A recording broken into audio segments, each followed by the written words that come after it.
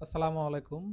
আপনারা যারা আমার মেন্টরশিপের ক্লাস করেছেন, আপনারা অলরেডি জানেন যে আমি নিউজ ফলো করি না এবং আমি নিউজের সময় ট্রেডও করি না।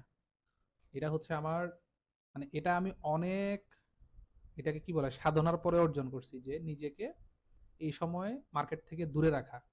এই বিষয়টা কিন্তু এত সহজ না যে আপনি চাইলেই কি করতে পারবেন, ফলো করতে পারবেন।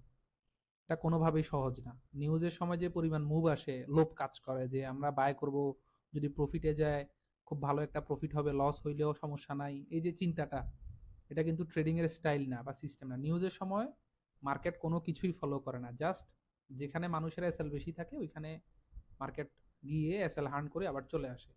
এখন আপনার কি করা উচিত? আমি যেটা মেন্টরশিপের স্টুডেন্টদেরকে বলছি যে নিউজের সময় ট্রেড না করে আপনি এই টাকাটা প্রপারলি অ্যানালাইসিস করে যদি আপনি নিউজ ছাড়া সময় আপনি যদি ইনভেস্টমেন্ট করেন